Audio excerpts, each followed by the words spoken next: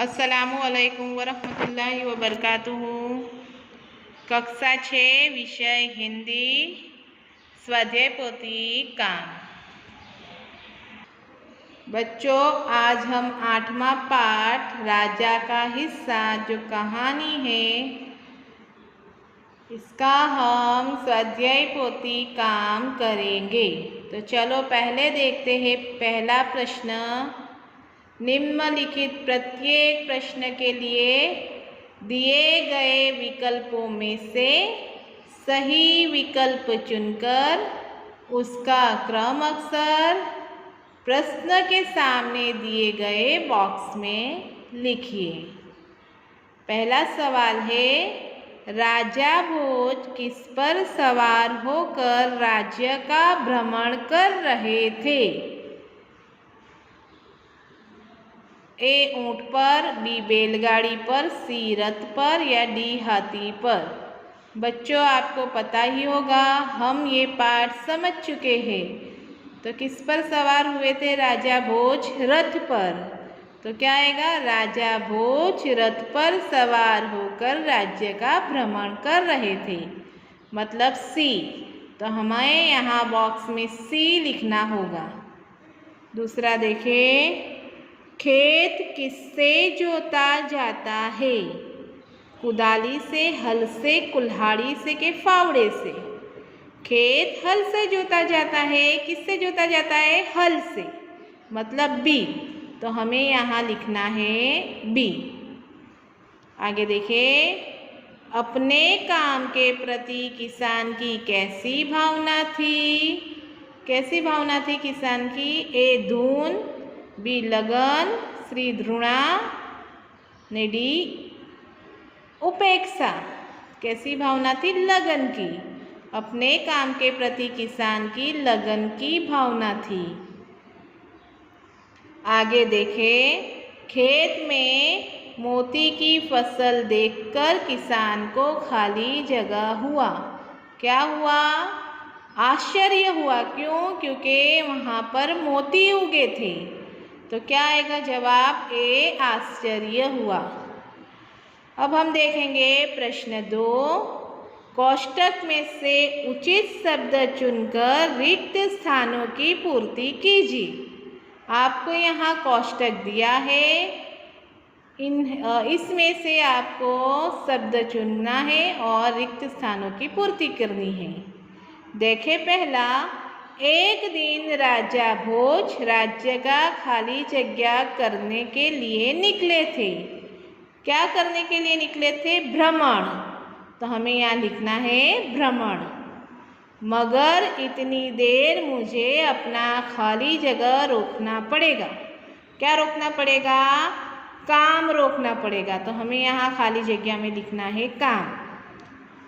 अगर कभी कोई खाली जगह हो तो मेरे पास आना। क्या हो? दिक्कत।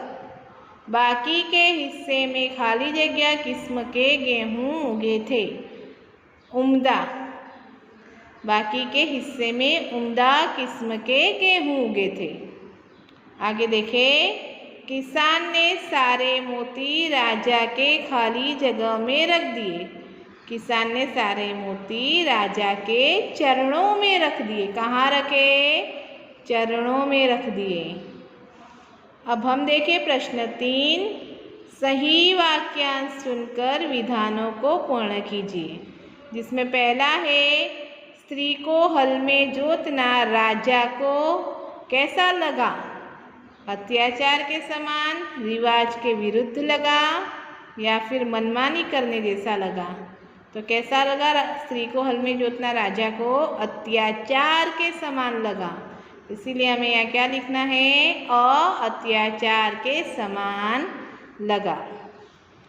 दूसरा देखें, राजा की बात सुनने के लिए किसान अपना काम रोकना नहीं चाहता था, मतलब अ आएगा। आगे देखें, किसान की पत्नी रानी के पास गई। क्यों गई?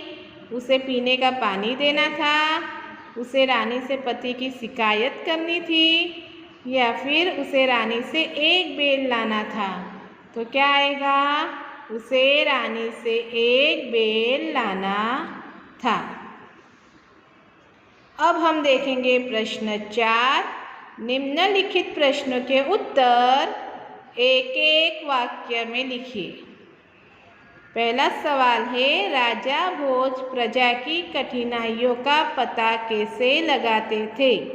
बच्चों, राजा भोज जो थे वो राज्य में घूम घूम कर क्या करते थे? प्रजा की कठिनाइयों का पता लगाते थे। तो हम लिखेंगे जवाब, राजा भोज स्वयं मतलब खुद राज्य में घूम घूम कर प्रजा की कठिनाइयों का पता लगाते थे।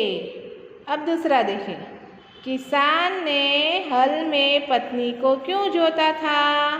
किसान ने हल में पत्नी को जोता था क्योंकि उसका एक बैल मर गया था और नया बैल खरीदने के लिए उसके पास धन नहीं था, पैसा नहीं था।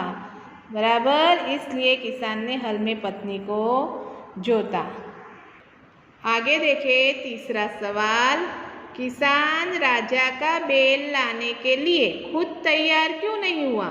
किसान जो था उसे अपने काम के प्रति लगन थी, वह अपना काम नहीं रोकना चाहता था, इसीलिए। तो देखें हम जवाब, किसान राजा के बैल लाने के लिए खुद तैयार नहीं हुआ क्योंकि राजा का बैल आने तक वह अपना काम रोकना नहीं चाहता था या फिर उसे अपना काम रोकना मंजूर नहीं था।